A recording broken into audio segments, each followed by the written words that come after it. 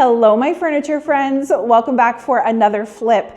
Today I have this little chest of drawers that's, well, let's just say it's seen better days. It's all made of plywood and currently rocking a pretty rough looking faux wood effect.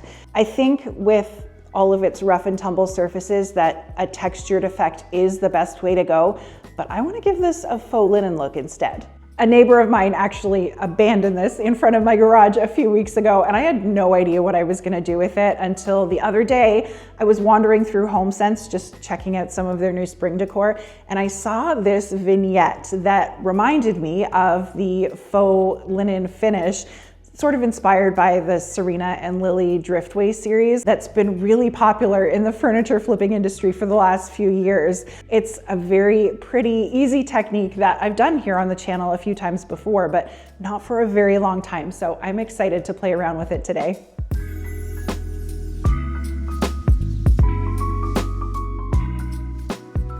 I need to pull out all these drawers so that I can take off the knobs and get things nice and clean, but this second drawer is pretty tight and tough to pull out, so I'm gonna need to take a closer look at this.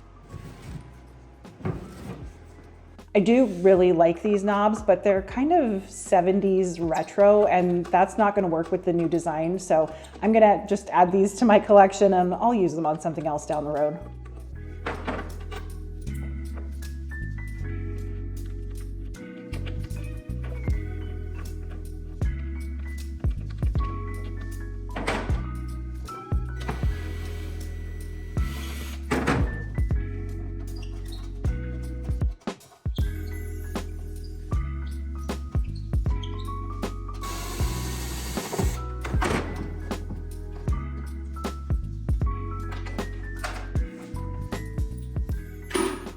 I think the problem with this drawer is just that the bottom panel has come out of its track and is pushing the sides out. So hopefully if I can pop that back where it's supposed to be, it will slide in its spot in the frame the way it's supposed to.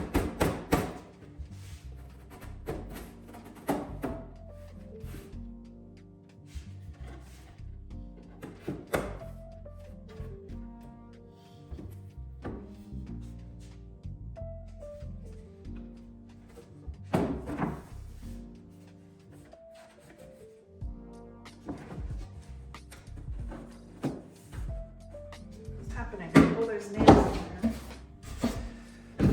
Okay, I couldn't get this panel to slide forward enough to sit back into the front joint because it had been nailed in along the back edge, which looks like it's bowed a little. So once I got those pulled out of there, I was able to get things lined back up and re-tack this in place.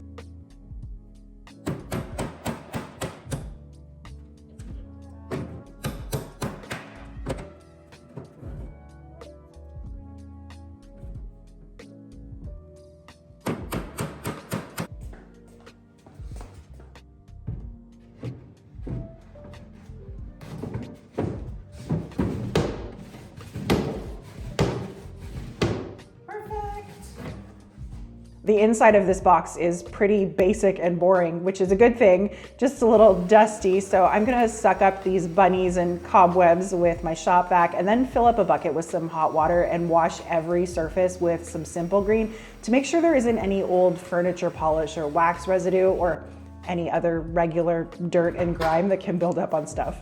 I always clean and rinse first so that I don't end up accidentally grinding any contaminants down into the wood with my sander. It's a really good way to get up close and personal with each surface and make yourself a mental checklist of any repairs you're going to need to make. And if you're reselling a piece of furniture, you don't want to be sending it off to a new home with someone else's dirt inside, you know?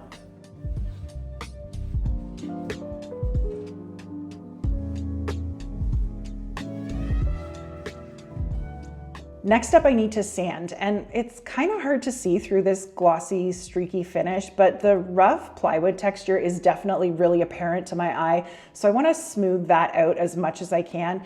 And there's also just a lot of little dents kind of all over this thing. So I'm going to use some medium 120 grit to do this.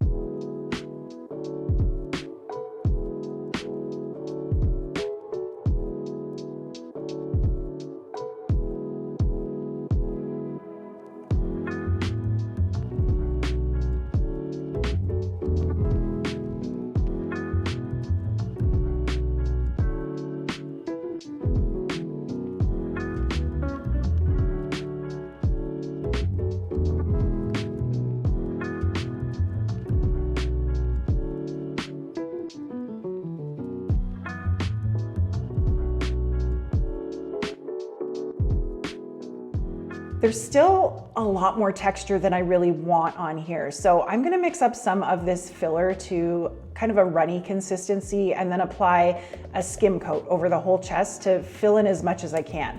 I don't really love this Durham's water putty, even though I know a lot of refinishers swear by it, but this seems like a good way to use up some of what I have and not waste any of my good fillers, or the ones I personally prefer, I should say.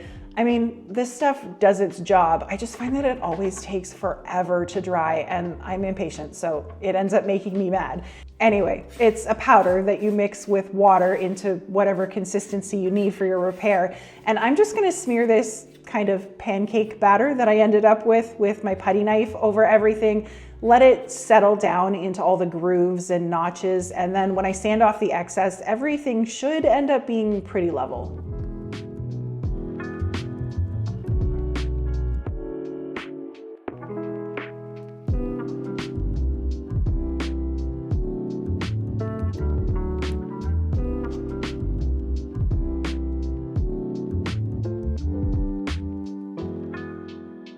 Now that all this filler's dry, I'm gonna give everything one more sand with some 180 grit this time, and then I'll clean up all the really fine powdery dust this makes with a microfiber cloth.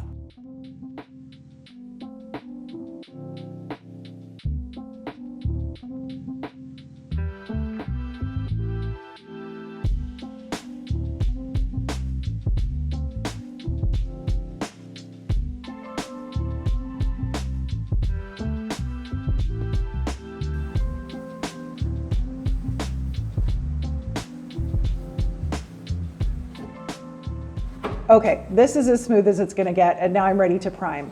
I prime 99% of the time, no matter what I'm doing paint-wise, but on this particular project, the primer's gonna seal up all of the porous filler and any patches of bare plywood so that the paint that I put over top doesn't absorb into that and dry with a different texture. And for the linen effect, this bright white is also gonna double as my base coat that will show through the kind of woven fabric look. 1 or 2 coats of this is enough to block in any wood tannins, odors, or textured spots. But since I'm using this kind of as a paint too, I ended up rolling on 3 coats to get nice solid coverage with none of the junk underneath peeking through.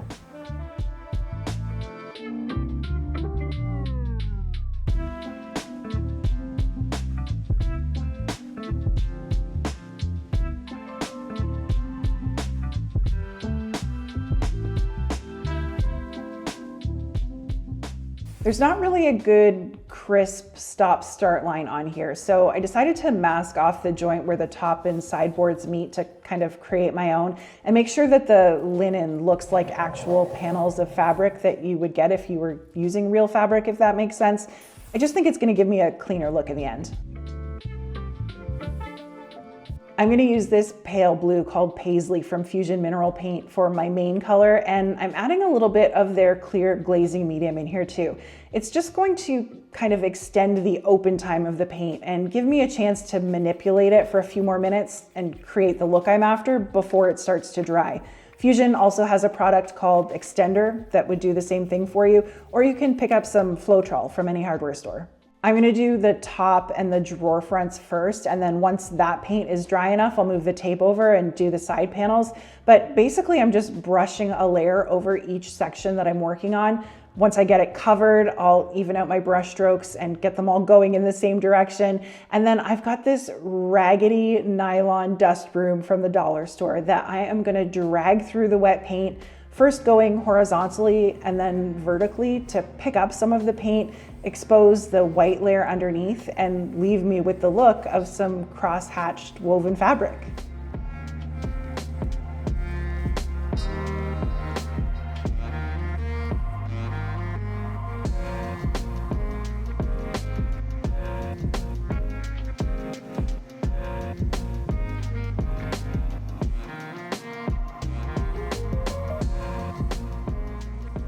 This is not a paint effect that you can get too fussy about. It's not supposed to look tidy and perfect. And if you try and make it tidy and perfect, you're just gonna drive yourself mad. Honestly, sometimes it doesn't look amazing when you've got your nose pressed right up to it, but when you stand back at normal furniture viewing distance, it's really cute. So yeah, don't stress. Just put the paint on, play, and have fun. I did find that my paint was drying a little faster than I wanted it to, so I went and grabbed my little water mister bottle and just sprayed the surface with a little spritz whenever I needed. And I guess I could have added some more glaze to the paint, but I went the water route. I also made sure that I had a paper towel in my hand so that I could wipe off any excess paint that built up on the brush after every couple passes.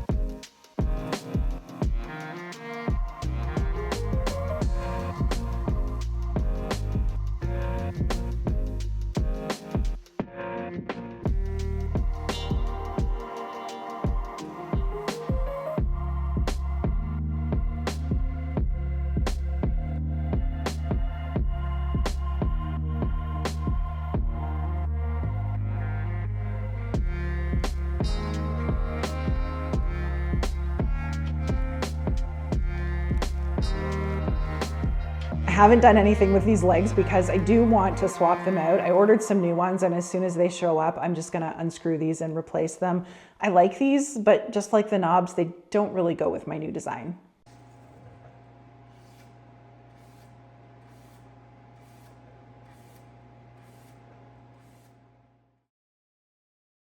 I do want to add an extra sealer on here just to help this last as long as possible, but since I'm going for a fabric look and I don't want anything really shiny, I'm going to use a matte top coat. This is the only matte finish I've got at the moment, and it also happens to be from Fusion. So I'm just going to pour some of this out into a dish and use a paint sponge for a really nice, easy application. I like to get these sponges wet with some water and then squeeze it out really well first so it doesn't soak up too much of the product. And then I can just wipe a few coats over each piece.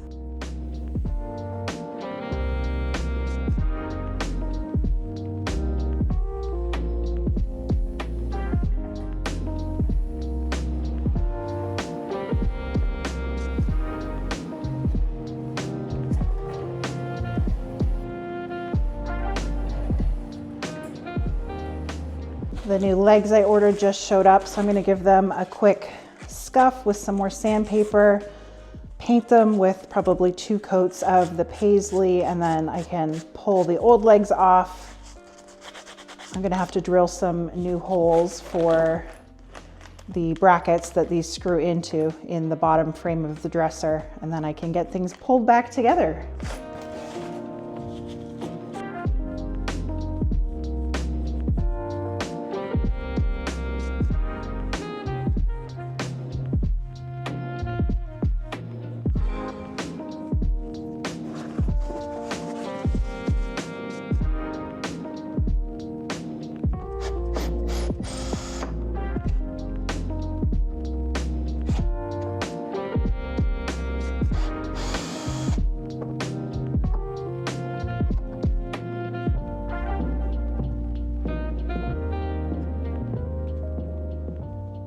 All right, time for the big old drill bit, because I have to drill a hole big enough for this to fit into.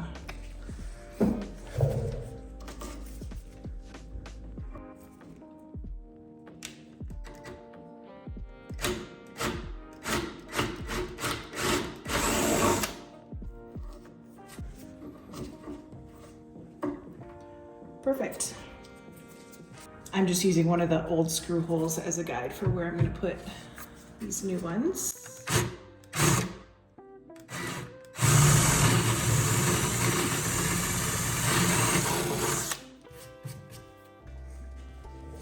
And then that goes in there. screw that in place and my legs can screw into that.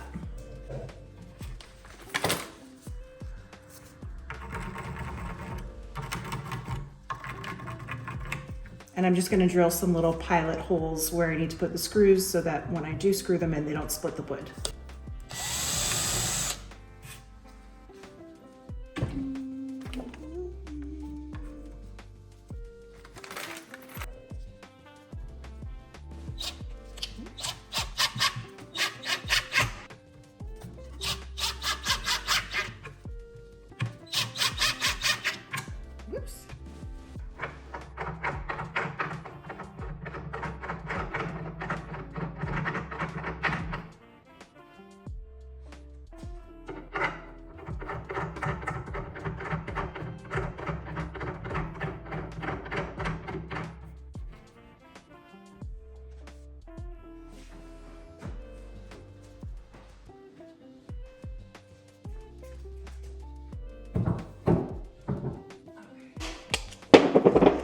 Just gonna re-drill through the original hardware holes that I covered up while I was filling.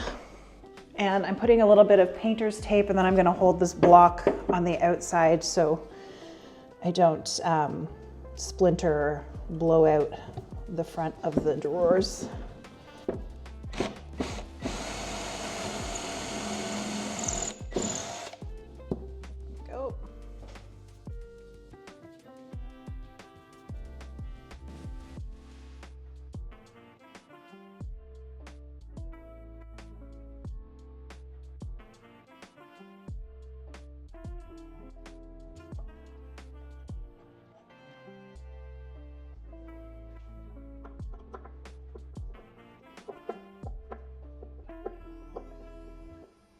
I'm also going to give all these drawer sides a quick sand just to clean them up. I should have done that before I painted. And then I'll rub a little bit of beeswax on the bottom here and also inside the chest to keep things running smoothly.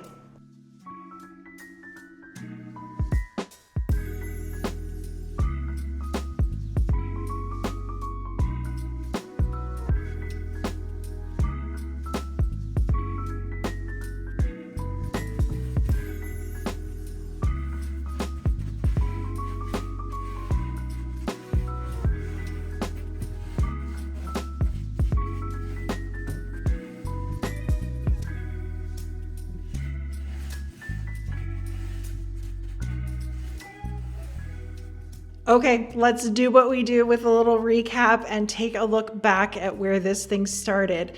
Completely made of plywood and pretty junky, if we're being honest, but still a useful chest of drawers that had been painted with a faux wood grain finish. And this is what it's looking like now.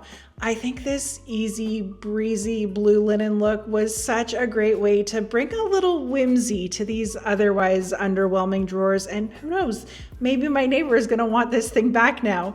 Thank you so much for hanging out with me again today. I hope you enjoyed this flip. I have to go start working on a new one, so I will catch you all next time.